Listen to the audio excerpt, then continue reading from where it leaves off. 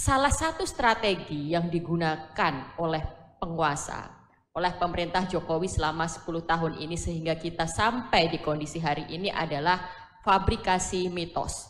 Dan ini adalah bagian penting kalau kita pelajari juga apa yang terjadi di era Orde Baru. Salah satu kunci kenapa Orde Baru bisa sekian lama berkuasa selain penggunaan senjata, selain pengerahan tentara pada waktu itu adalah fabrikasi mitos.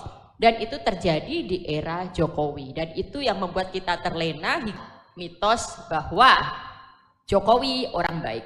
Mitos orang baik ini adalah mitos pertama yang sengaja difabrikasi, direproduksi sejak Jokowi baru mau mulai berkuasa. Bahwa dia kurang istilahnya lesser evil kan, bahwa dia kurang iblis lah atau lebih baik daripada calonnya sebelah. Lalu dengan segala narasi bahwa beliau adalah calon yang sederhana, pekerja keras, bisa masuk ke dalam gorong-gorong.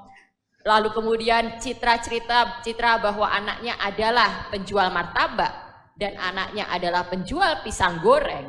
Itu semua melengkapi imajinasi kolektif kita bahwa yang kita hadapi adalah orang baik. Dan ketika orang baik menjadi penguasa, orang baik itu nggak bisa melakukan kesalahan, apalagi melakukan strategi jahat.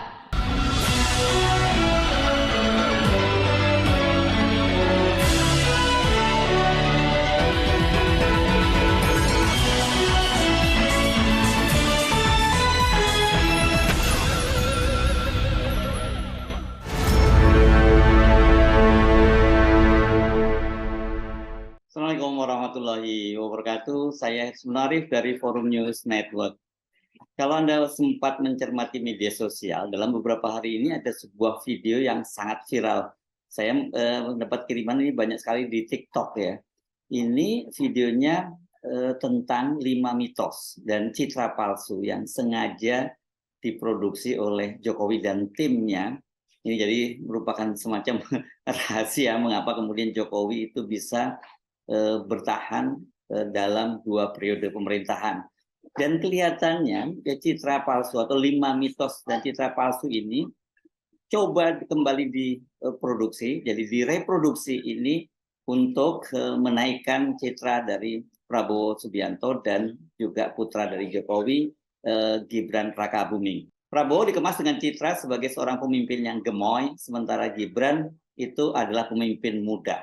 Ini merupakan mitos baru yang coba dipasarkan setelah sebelumnya publik Indonesia itu tersihir oleh mitos dan citra palsu Jokowi sebagai pemimpin yang sederhana. Saya coba telusuri dari mana ini video ini sumbernya. Potongan video itu rupanya diambil dari paparan seorang penulis, seorang novelis, ini namanya Oki Madasari, dalam diskusi yang digelar oleh Pusat Kajian Konstitusi, Demokrasi, dan HAM Fakultas Hukum Universitas Gadjah Mada. Tema acaranya ini, wah ini panjang nih temanya ya, judulnya begini, Guncangan Demokrasi Dinasti Politik, Netralitas Penyelenggara Pemilu, dan Politisasi Yudisial. Acaranya sendiri digelar pada tanggal 22 November 2023. Karena pemaparan Oki Madasari ini sangat menarik dan menjawab banyak pertanyaan kita semua, termasuk pertanyaan saya, bagaimana mungkin seorang figur seperti Jokowi yang ya mohon maaf ini dan saya mesti jujur menyatakan dari sisi kapasitas intelektual kan sangat terbatas. Namun kok bisa dia bertahan sampai 2 periode dan bahkan sekarang ini semua politisi yang jauh lebih senior daripada Jokowi seorang tunduk begitu saja ketika Jokowi menyodorkan putranya menjadi calon wakil presiden dari Prabowo.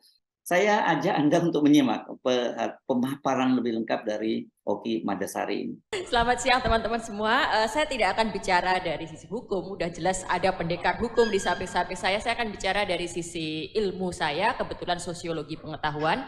Dan tadi kita sepakat bahwa apa yang terjadi di Indonesia hari ini, semua masalah yang ditulis panjang sekali di backdrop acara ini tidak terjadi begitu saja. Ini adalah tumpukan-tumpukan kumpulan dari gempa-gempa kecil itu. Nah, saya lihat salah satu strategi yang digunakan oleh penguasa, oleh pemerintah Jokowi selama 10 tahun ini sehingga kita sampai di kondisi hari ini adalah fabrikasi mitos. Dan ini adalah bagian penting kalau kita pelajari juga apa yang terjadi di era Orde Baru. Salah satu kunci kenapa Orde Baru bisa sekian lama berkuasa selain penggunaan senjata, selain pengerahan tentara pada waktu itu adalah fabrikasi mitos. Dan itu terjadi di era Jokowi. Dan itu yang membuat kita terlena hingga akhirnya, mungkin nggak kita, mungkin banyak di antara kita sebenarnya nggak terlena ya, dilihat dari demo-demo yang ada gitu. Tapi sebagian besar dari rakyat Indonesia terlena dan kita sampailah pada titik ini. Saya mencatat ada 5 mitos yang diproduksi, difabrikasi di pemerintahan Jokowi ini yang akhirnya membuat kita semua ternina bubukkan. Pertama adalah mitos bahwa Jokowi orang baik. Mitos orang baik ini adalah mitos pertama yang sengaja difabrikasi, direproduksi sejak Jokowi baru mau mulai berkuasa. Bahwa dia kurang, istilahnya lesser evil kan, bahwa dia kurang iblis lah atau lebih baik daripada calon yang sebelah. Lalu dengan segala narasi bahwa beliau adalah calon yang sederhana, pekerja keras, bisa masuk ke dalam gorong-gorong. Lalu kemudian citra bahwa anaknya adalah penjual martabak dan anaknya adalah penjual pisang goreng. Itu semua melengkapi imajinasi kolektif kita bahwa yang kita hadapi adalah orang baik. Dan ketika orang baik menjadi penguasa, orang baik itu nggak bisa melakukan kesalahan, apalagi melakukan strategi jahat. Kalaupun ada kesalahan, pasti itu orang-orang di sekitarnya kan, pasti orang-orang yang terus mengompori dia, terus memprovokasi. Kita termakan dengan itu semua. Hingga akhirnya kita selalu membela dia dan membiarkan Omnibus Law lah, KPK, revisi UU KPK lah, dan berbagai hal-hal lainnya. Lalu mitos yang kedua adalah mitos bahwa setiap orang bisa berkompetisi.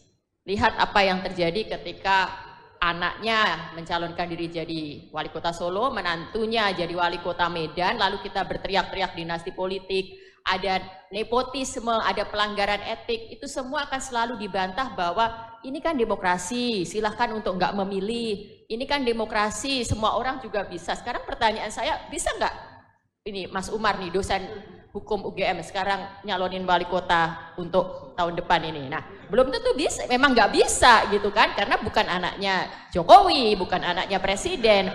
Jadi kita jangan termakan dengan omongan itu. Lalu kemudian kemarin ada statementnya misalnya Kaisang, loh yang milih siapa? Nah itu lagi-lagi malah rakyat yang disalahkan, tapi di titik ini ada benarnya, rakyat yang memilih. Jadi mau nggak mau cara kita untuk merespon itu, untuk tidak mengulangi kesalahan kita, ya kita jangan memilih.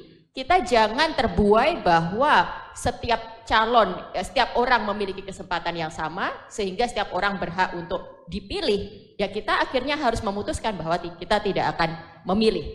Lalu mitos yang ketiga nih, mitos yang sangat berbahaya kita makan oleh ini teman-teman generasi muda ini, mitos tentang pemimpin muda. Nah kita ini memang sebenarnya ini kontradiksi dan saya sesungguhnya sangat kecewa dengan kondisi hari ini karena ini membuat semangat kita untuk memunculkan pemimpin muda itu ternodai. Membuat cita-cita kita untuk menunjukkan bahwa pemuda juga mempunyai kapabilitas, bahwa sekarang waktunya untuk memberikan kesempatan pada pemuda itu tercederai dengan apa yang kita tonton ini. Nah sekarang akhirnya mau nggak mau kita harus mengoreksi narasi dan keyakinan kita bahwa anak muda memang harus diberi kesempatan, tapi tentu bukan anak muda yang mendapatkan kesempatannya dengan cara-cara yang non etis, tidak benar, bahkan melanggar hukum, bahkan kemudian nanti akan melanggar prinsip-prinsip demokrasi. Jadi sekali lagi untuk pemilu ke depan jangan termakan bahwa pemimpin pemuda yang harus kita dukung, jangan termakan bahwa pemimpin anak muda yang mengerti kebutuhan anak muda. Bahkan bisa jadi pemimpin anak muda itu sebenarnya nggak relate dengan persoalan kita, karena dia nggak pernah berangkat dari kondisi real yang ada dalam masyarakatnya. Nah yang keempat nih, mitos yang juga bahaya banget nih. Setelah sekian lama mungkin ya kita melihat ada mitos pemimpin kuat yang dibutuhkan bangsa ini. Ada mitos bahwa kita butuh pemimpin yang tegas. Sekarang ada upaya untuk membalik itu semua karena mungkin merespon situasi generasi Z yang senang joget-joget, yang senang tampil di TikTok, yang sudah mulai senang dengan ini. Nah sekarang ada mitos pemimpin gemoy gitu kan, bahwa seolah-olah pemimpin yang hobi joget, pemimpin yang menggemaskan, pemimpin yang lucu gitu kan. Itulah yang harus layak kita pilih karena dia merupakan cerminan dari anak muda hari ini. Wah, jangan mau dibodohi gitu. Ini saya sebenarnya sangat sedih melihat tren fenomena gemoy-gemoyan ini. Dia merasa bahwa Gen Z itu orang yang tidak peduli pada gagasan. Jadi calon yang menonjolkan kegemoy-gemoyan menganggap anak-anak muda yang duduk di hadapan saya ini hanya peduli pada tampilan lucu-lucuan, viral-viralan. Tentu ini pembodohan dan penghinaan pada akal sehat kita, pada naluri kita. Jadi sekali lagi kita harus menolak itu. Bukan pemimpin gemoy yang kita butuhkan, tapi memang pemimpin yang bisa menghadirkan gagasan-gagasan untuk kemajuan kita. Yang terakhir, mitos yang sudah lama dibangun dan akhirnya menjadi puncak permasalahan kita semua adalah mitos bahwa presiden netral. Hari gini masih percaya mitos presiden netral, nggak cawe-cawe, mitos bahwa dia nggak ikut-ikutan, mitos bahwa itu urusan partai gitu kan. Kan nggak mungkin gitu, kita bisa melihat apa yang terjadi di hadapan kita. Teman-teman bisa mencerna, menganalisis sendiri. Yang ada di hadapan saya mahasiswa-mahasiswa hukum, mahasiswa-mahasiswa yang memang peduli pada kondisi dalam masyarakat dan punya piranti untuk menganalisis itu. Justru netralitas presiden ini yang harus kita pertanyakan dan menjadi pangkal dari ini semua. Jadi 5 mitos ini harus kita waspadai, 5 mitos ini harus kita lawan dalam pemilu tahun depan. Bagaimana caranya? Ini adalah pentingnya kita, cara melawan mitos adalah kita harus mengoreksi itu, mengklarifikasi itu dengan fakta. Kita harus menelisik siapa yang memproduksi itu, apa tujuan mitos-mitos itu diproduksi, dan bagaimana mitos itu kemudian mengelabui, menutup fakta yang sebenarnya. Hanya dengan demikian, maka akal sehat kita bisa kembali digunakan dan kita bisa menyelamatkan Indonesia dari tsunami gempa, tidak hanya gempa ya Prof, tsunami yang nanti akan menghancurkan bangunan demokrasi yang sedang kita bangun ini. Menarik sekali analisisnya ini. Saya kira ini menjawab pertanyaan kita semua ya, rasa penasaran kita semua. Nah, dalam sesi tanya jawab, itu memprediksi bahwa citra gemoy untuk Prabowo itu akan digelontorkan kembali ke publik. Persis seperti ketika dulu Jokowi dicitrakan sebagai figur yang sederhana. Saya mau menjawab pertanyaan dari Mas dari UII tadi. Ilustrasi yang cukup tepat sebenarnya menggambarkan bagaimana 12 tahun lalu kamu nonton film yang menggambarkan Presiden Jokowi orang baik. Kenapa saya bilang tepat? Karena begitulah mitos dibentuk dan disebarkan. Selalu menggunakan produk budaya. Selalu menggunakan budaya populer, film, lagu, novel, buku. Nah sekarang karena zamannya sosial media, lewat video-video di TikTok. Jadi persis seperti itu, nilai-nilai mitos diinternalisasi, disuntikkan, dan akhirnya dipercaya orang. Mitos tidak akan disebarkan lewat kajian akademik atau lewat institusional aturan, bukan, salurannya bukan seperti itu, tapi menggunakan produk budaya dan itu justru yang paling efektif dalam membangun kesadaran. Nah sekarang pertanyaannya, apakah image tentang pemimpin sederhana dan baik akan diulang lagi dalam pemilu mendatang? Saya melihat bukan itu image yang akan ditonjolkan. Karena itu sudah era yang lalu, sederhana, masuk gorong-gorong, orang baik, itu sudah nggak laku. Nah sekarang yang laku apa? Oh ya, karena kenapa sederhana dulu kan penjual martabak, penjual pisang, dan itu sudah gugur semua. Sekarang yang sedang dibangun adalah pemimpin gemoy dan politik riang gembira. Nah ini satu paket kan? Gemoy, lucu, joget, selalu seneng apapun yang terjadi. Ayo pokoknya nggak usah mikir susah-susah, joget aja. Nah terus di satu sisi politik riang gembira. Jadi seolah-olah mulia ya bahwa politik jangan dibikin serius, jangan dibikin bermusuhan, semua harus gembira. Tapi saya melihat ini adalah upaya untuk mengajak yang namanya depolitisasi gitu loh. Kita semua akan dibentuk untuk menjadi generasi yang anti politik lagi. Generasi yang menjauh dari realita dalam masyarakat, generasi yang buta terhadap realita sosial kita. Tapi itu yang sekarang sedang terjadi karena mereka seolah-olah menangkap anak muda maunya seperti itu. Seolah-olah karena mungkin di TikTok isinya joget-joget, jadi yang paling cocok adalah gemoy riang gembira. Nah sekarang kita yang harus sama-sama mematahkan bahwa itu salah, bahwa itu nggak berlaku. Ini saya belum mention yang iklan TV, yang udah muncul juga iklan TV kan, kartun, gemoy, yang seolah-olah iklan susu, tapi ternyata iklan kandidat politik. Nah itu kan betul-betul sangat beda sekali dengan zaman dulu yang membangun Indonesia. Nah dulu kan dia citranya gitu kan, atau ya kalau pemimpin baik, pemimpin baik. Nah sekarang enggak, benar-benar pemimpin yang lucu aja gitu, yang gemes, yang benar-benar membuat kita seneng. Itu yang hendak dibangun. Dan oh ya, satu lagi yang perlu diwaspadai, musik, karena ini sudah dinyatakan sendiri ya oleh Dhani Dewa 19, dia akan menggunakan musiknya menjadi alat kampanye selama 1 bulan penuh di bulan Januari Februari. Wah ini akan menjadi sebuah medium yang luar biasa. Dan kalau yang dihadapkan memang sekedar gue ngikut apa kata Dewa, wah sudah kena semua itu. Dan itu akan bisa mengulang apa yang dulu terjadi dengan slang salam 2 jari. Jadi sekali lagi hati-hati, justru produk budaya itulah yang menjadi alat paling efektif untuk mendulang suara. Dengan pemahaman bahwa pasangan Prabowo dan Gibran yang akan kembali memfabrikasi mitos dan citra palsu, maka Oki Madasari menyatakan dia mencoret pasangan itu dari daftar pilihnya.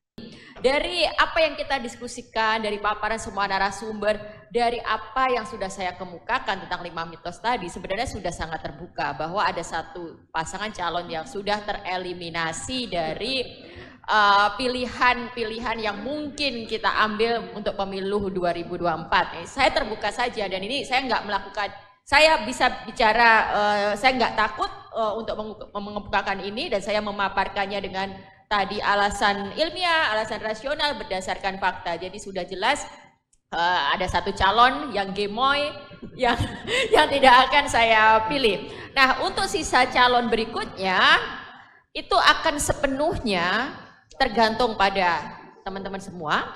Tapi bagi saya dalam memilih antara 2 calon ini, yang harus kita lakukan adalah mari kita lihat visi misinya, mari kita lihat track recordnya, mari kita lihat rekam jejaknya. Jadi mari kita jadi pemilih yang rasional, yang independen berdasarkan naluri kita dan berdasarkan kepentingan kita. Jadi kadang memilih itu kita nggak salah loh untuk memilih berdasarkan kepentingan kita. Misalnya, saya seorang mahasiswa, saya punya kepentingan dong agar pendidikan perguruan tinggi begini. Oh, berarti yang harus saya pilih adalah calon yang paling dekat dengan itu. Atau misalnya saya sebagai seorang penulis, oh berarti yang saya pilih begini. Nah, itu memang harus kita pakai berdasarkan kepentingan kita, rasionalisasi kita dengan melihat visi misi kita itu. Satu hal lagi dari saya, siapapun yang menang nanti, apakah misalnya Ganjar atau Anies, bagi saya perubahan adalah hal yang harus dilakukan. Jadi kalaupun Pak Ganjar menang, ya harusnya melakukan perubahan. Anies menang, ya lebih-lebih lagi harus melakukan perubahan dong. Kita nggak bisa dong membiarkan kondisinya kayak gini terus dengan segala yang kita diskusikan tadi. Jadi jangan anti terhadap kata perubahan. Change is inevitable kan? Dengan perubahan kita bisa melakukan perbaikan. Terima kasih. Terima kasih. Jadi Oki Madasari tadi menyisakan 2 kandidat itu yang layak dipilih itu hanya 2 ya. Satu Anies Baswedan dengan Caimin, yang kedua adalah Ganjar Pranowo dan pasangannya Pak Mahfud MD. Ini saya kira menarik sekali apa yang dipaparkan oleh Oki Madasari ini. Karena begini, Oki Madasari ini bukan hanya seorang novelis, tapi dia juga kalau lihat pendidikannya di akademisi. Dia lulus dari Hubungan Internasional UGM, kemudian melanjutkan S2-nya dari Sosiologi Universitas Indonesia, dan kini dia tengah menyelesaikan program doktornya di Universitas Nasional Singapura. Ini salah satu universitas yang sangat prestisius ya di Asia ini ya, bukan hanya di Asia. Iya, saya kira di Asia, bukan hanya di Singapura. Dan rupanya dia dapat beasiswa karena beberapa novelnya ini, salah satunya novelnya juga pernah mendapat penghargaan internasional. Jadi seperti bunyi pepatah, semoga bangsa ini tidak seperti keledai yang terperosok dalam lubang yang sama sampai 2 kali. Kalau sebelumnya memilih Jokowi 2 periode, dan sekarang mungkin akan memilih lagi Prabowo dan Gibran. Saya kira itu jangan sampai terjadi. Kita tolak politik dinasti. Saya sebenarnya dari Forum News Network. Sampai jumpa lagi. Wassalamualaikum warahmatullahi wabarakatuh. kami muak.